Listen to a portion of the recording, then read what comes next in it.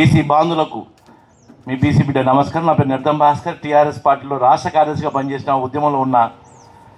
అట్లయితే ఉద్యమ నేపథ్యం ఉంది కాబట్టి ఉద్యమాలు మనమే అవుతున్నాయి. తెలంగాణ రాష్ట్రంలో చనిపోయిన అమరులు ఎవరయ్యా అంటే ఎక్కువ మంది బీసీలే కనబడతారు. బీసీల త్యాగాల మీద వచ్చిన తెలంగాణ రాష్ట్రం. వచ్చిన రాష్ట్రము పరిపాలనలో రాజాధికారంలో భాగస్వామ్యం ఎవరయ్యా అంటే పార్టీలకు ఉద్యమానికి సంబంధం లేనివారు, బడా బడా ఇండస్ట్రీస్లు యూనివర్సిటీలు మెయింటైన్ చేసేవారు వారు అయినారు.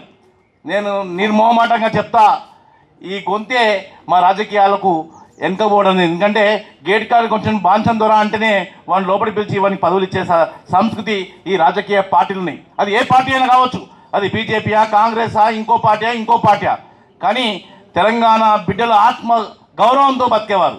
ఆత్మ గౌరవాన్ని ఎప్పుడు కూడా అమ్ముకోరు. తెలంగాణ రాష్ట్రం గురించి త్యాగాలు చేసడంలో కూడా ముందు వరుసలో ఉన్నవారు. కానీ చేసిన త్యాగాలకు ప్రతిరూపంగా వారికి కావాల్సిన విద్యలో కానీ, ఉద్యోగాలు కానీ, రాజకీయాలు కానీ న్యాయం జరగలేదు.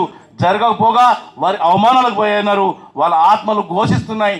ఆ ఘోషణ ద్వారానే ఈరోజు బాలరాజన్న లాంటి వారు, ఐలి వెంకన్న లాంటి వారు, మన పిల్లలు వచ్చిన తెలంగాణలో మనకు రావాల్సిన ఖ్యాతిని కానీ, మనకు రావాల్సిన భాగస్వామ్యం కానీ రాలేదు. దీనికి రాజకీయ పార్టీతోనే ముందు చెప్దాం. ఈ రాజకీయ పార్టీలకు మేము కూడా మా ఆత్మ గౌరవాన్ని చాటుకునే విధంగా బీసీ తెలంగాణ పొలిటికల్ పార్టీ అని ఆవిర్భవించడం బీసీ బిడ్డలందరికీ కూడా ఇది ఒక మంచి వేదిక. సాంబశివ గురించో లేదా ఇంకో భాస్కర్ గురించో సత్యరాజు గురించో కాదు, ఇది బీసీ బిడ్డల ప్రతి ఒక్కరి గురించి కూడా. ఎందుకంటే బీసీ రిజర్వేషన్లు వస్తే మీ ఇంట్లో ఒక ఉద్యోగస్తుడు కలెక్టర్ అవుతాడు. రిజర్వేషన్ల ఒక ప్రాతిపద్యంతో మీ ఇంట్లో ఒక జడ్జి అవుతాడు. రిజర్వేషన్ల ప్రాతిపద్యంతో మీ ఇంట్లో ఒక పొలిటికల్గా స్వరాష్ట్రం వచ్చి త్యాగాలతో వచ్చిన తెలంగాణ రాష్ట్రం కూడా నల్గొండ మంత్రి ఎవరయ్యా అంటే ఒక రెడ్డి సామాజిక వర్గం అంటాడు. ఈరోజు రంగారెడ్డి మినిస్టర్ ఎవరయ్యా అంటే ఏ కాకపోతే బి, సవితారెడ్డి కాకపోతే మహేందర్ రెడ్డి కాకపోతే సవితారెడ్డి.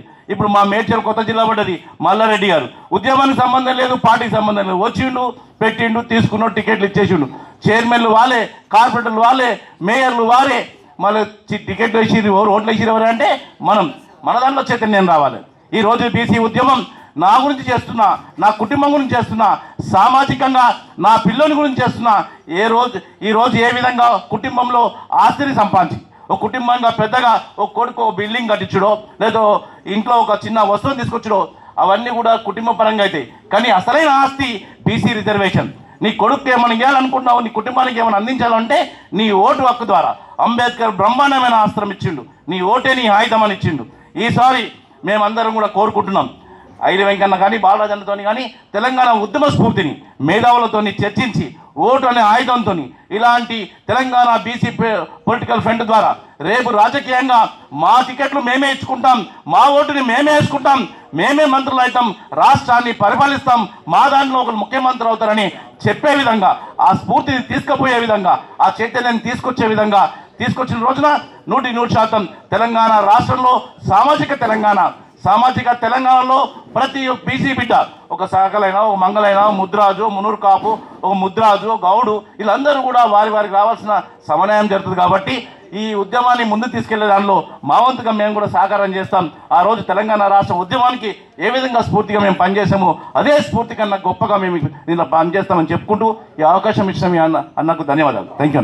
బీసీ ఈరోజు పొలిటికల్ జేఏసీ అధ్యక్షులు వెంకన్న గౌడు, చైర్మన్ బాలరాజ్ గౌడ్ గారి ఆధ్వర్యంలో రేపు కామారెడ్డిలో ఆక్రోశ సభను విజయవంతం చేయడానికి ప్రతి బీసీ బిడ్డ ఇంటికొకరు రావాలి. వాళ్ళ హక్కు గురించి వారు కదం తొక్కాలి.